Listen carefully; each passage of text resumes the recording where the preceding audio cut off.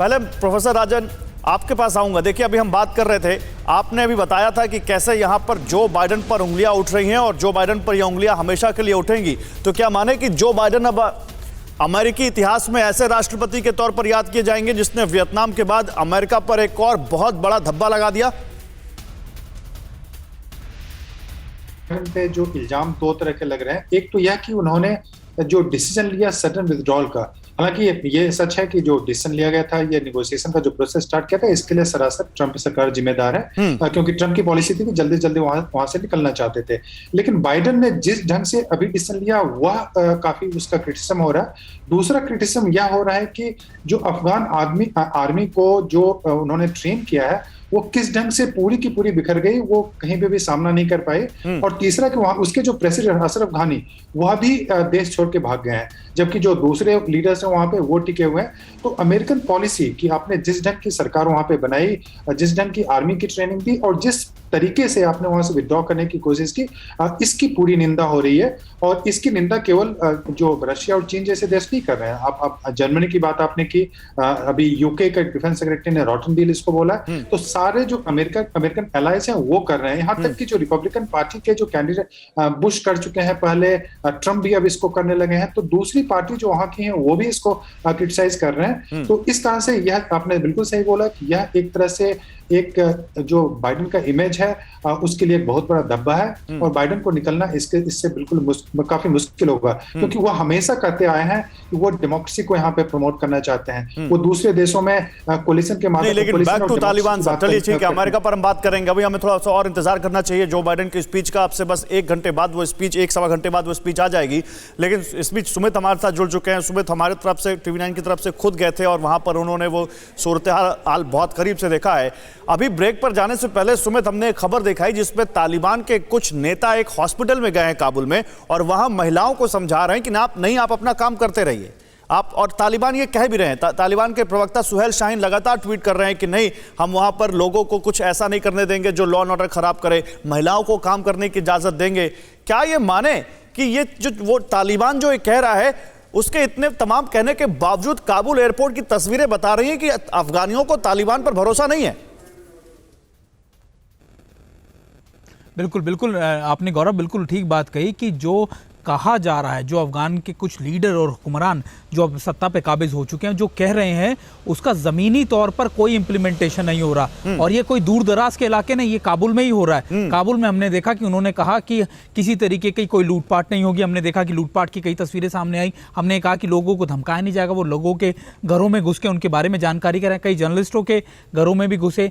Important ये है कि क्या तालिबान जो फ्रिक्शंस में फैला हुआ है, सबसे बड़ा सवाल ये कि तालिबान की सत्ता में आने के बाद जो फ्रिक्शन में तालिबान के दूसरे ग्रुप फैले हुए हैं, उनको कंसोलिडेट कर पाएगा? क्या उनको अपने साथ लेकर गवर्न कर पाएगा? दरअसल जो बेसिक है, यानी जो नेचर है तालिबान का, वो कुछ इस तरीके का है कि वो चाहकर भी पीस इस्टेब्लिश करने इतनी जल्दी इस्टेब्लिश नहीं कर पाएंगे, क्योंकि ये जो लड़ाके हैं, जो लगातार जो तालिबान के साथ लड़ रहे थे, ये लगातार एक ऐसा ग्रुप है जो किसी की नहीं सुनेगा। इसमें हक्कानी ग्रुप भी है, इसमें ISI के भी ग्रुप है, इसमें अलकायदा का भी करीबन 20 से ज़्यादा टेररिस्ट ग्रुप इसमें शामिल है और उनका मेन मकसद सिर्फ और सिर्फ तबाही और लूटपाट करना है। तो ये इंपॉर्टेंट है कि उनका अफगानिस्तान से लेना देना नहीं है। वो जिस मकसद से आए हैं तालिबान को अफगानिस्तान को बर्बाद करने के, वो उस मकसद को लगातार पूरा कर रहे हैं और तालिबान के हुक्मरान या तालिबान के जो बड़े लीडर्स हैं वो उसको अभी तक मैनेज नहीं कर पाए हैं। इस वक्त निशांत चतुर्वेदी भी जुड़ चुके हैं। निशांत, आप कई बार अमेरिकन इलेक्शंस को कवर कर चुके हैं, अमेरिकन कम्युनिटी को अच्छे तरीके से समझते हैं, और जिस तरह से अभी जो बाइडेन के खिलाफ वहां अफगान लोगों ने प्रदर्शन भी किया और जो बाइडेन के खिलाफ अब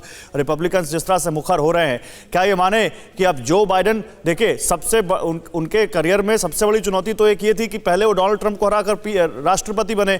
अब उनके करियर की सबसे बड़ी चुनौती ये है कि जिस तरह से यहां पर उनके ऊपर उंगलियां उठ रही हैं, इसको कैसे हैंडल किया जाए? देखिए, एक आप जो बता रहे हैं ये वाकई में सबसे बड़ी बात है। और जो बाइडेन की जो सबसे पहली चुनौती ये थी, एंड दैट इज टू, जैसे अमेरिका में जो काम होता है सरकारों का, अनलाइक इंडिया, वहां पर it is passing on the baton.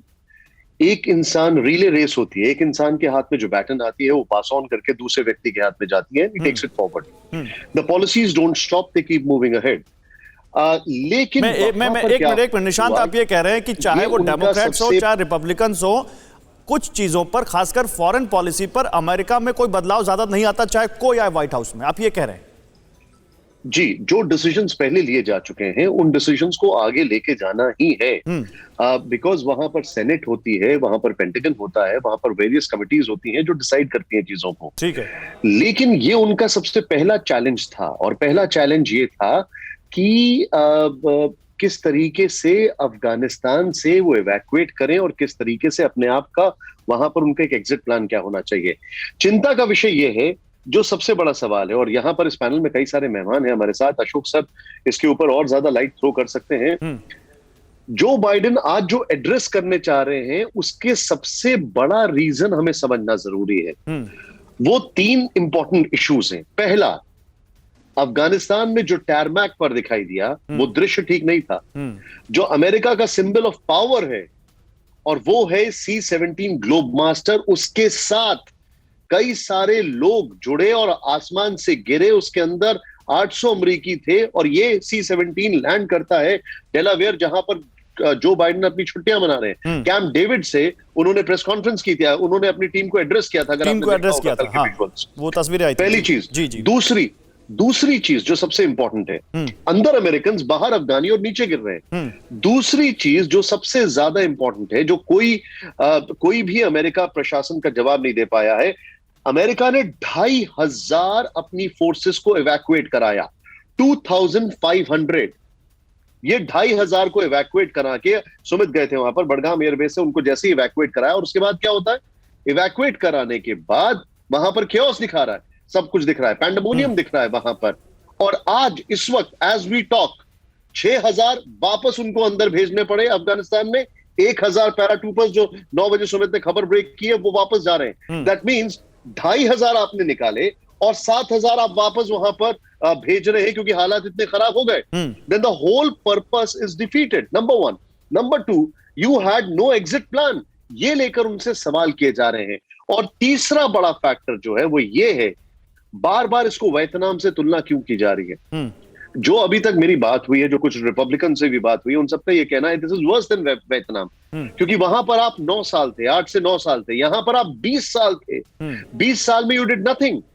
एक फैक्टर विच इज हाउंडिंग बाइडेन्स एडमिनिस्ट्रेशन वो ये था कि 1 साल से, जिसपे आपने देखा होगा वॉशिंगटन पोस्ट ने लिखा, जिसपे हर न्यूयॉर्क टाइम्स ने आर्टिकल लिखा है, 1 साल से, जब से फरवरी में तालिबान ने आपसे बातचीत की, आपसे पीस डील साइन की, उसके बाद तालिबान नॉन स्टॉप बातचीत कर रहा था रीजनल पावर्स से, उनको और आप उसकी स्ट्रैटेजी नहीं समझ पाए, या आपके इंटेलिजेंस का सबसे बड़ा फेलियर है कि आप उसकी बातों पर भरोसा करते रहे बजाय इसके कि क्या कर सकता है इसको एंटिसिपेट करने के। ठीक है, फिक्र आपकी, सोमवार से शुक्रवार रात 9 बजे सिर्फ TV9 भारतवर्ष पर।